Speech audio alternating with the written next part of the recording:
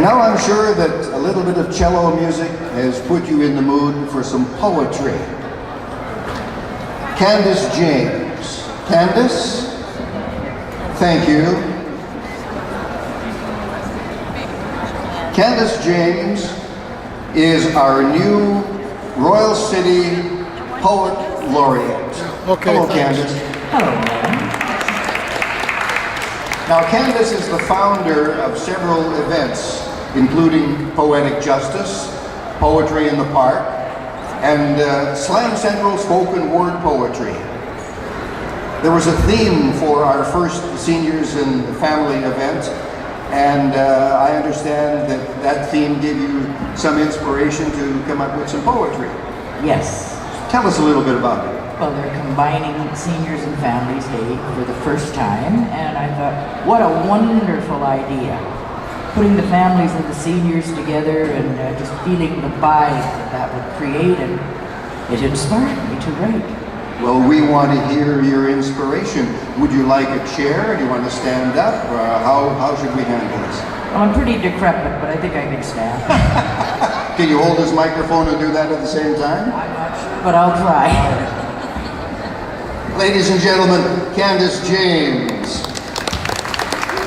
Thank you, everybody. It's my great pleasure to be here today, and my great honor to be the Poet Laureate of this grand, wonderful city. I wrote this poem called Embracing the Moment. So many moments go by in our lives that we don't really appreciate at the time, and it's important that we embrace the moments we spend with family and friends and different generations. So today is indicative of that. So first, this year, a double celebration.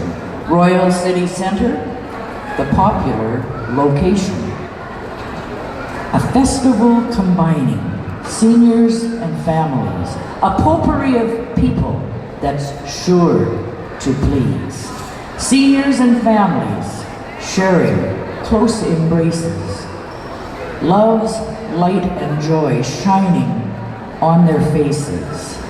A gathering of the young, the middle-aged and old, making precious memories to have and to hold.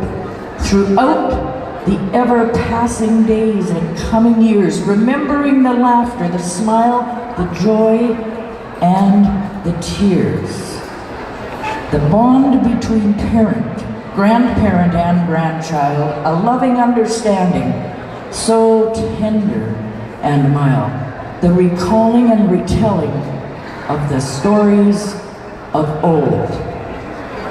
The ones that are nursery rhymes from days of old. Grandparents, children, parents, mothers, fathers.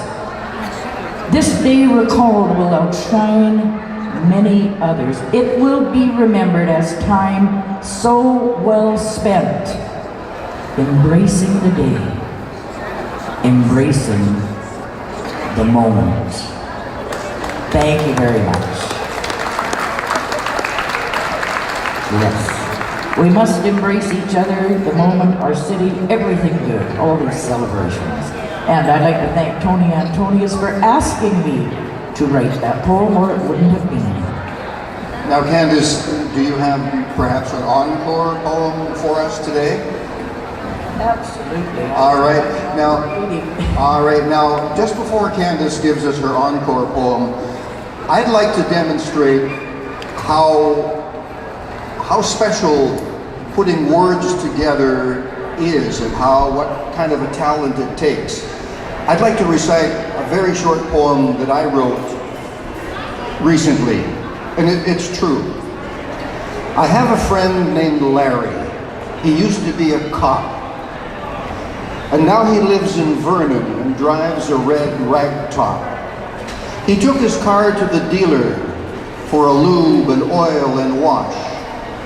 They gave him the finest of service at the Chrysler dealership, and then they replaced his hip.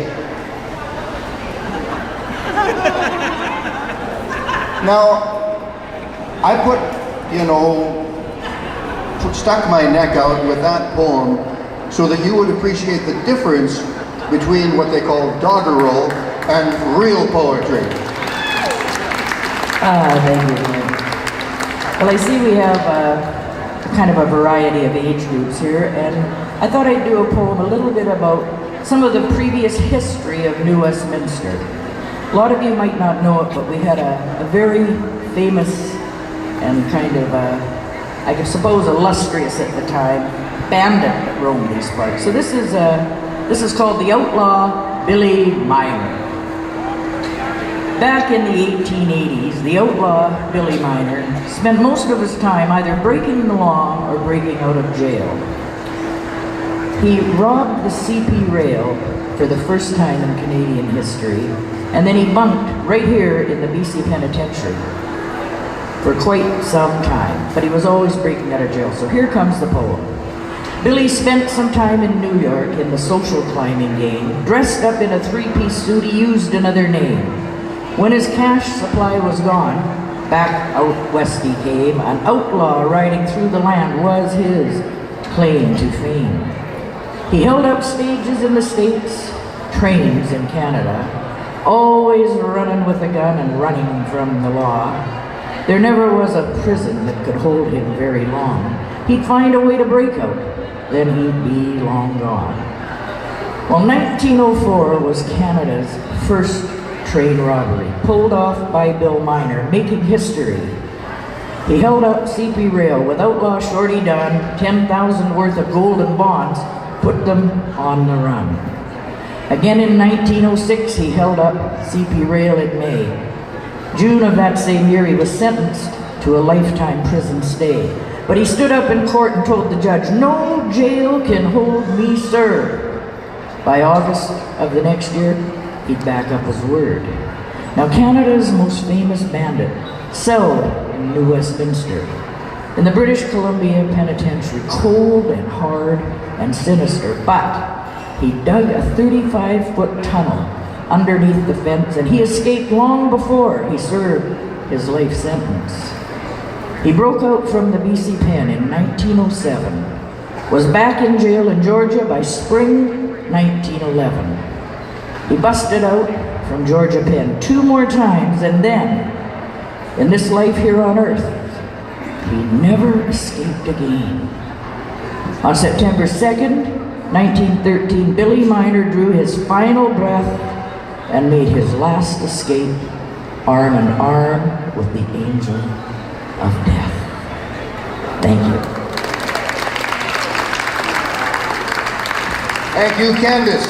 All right.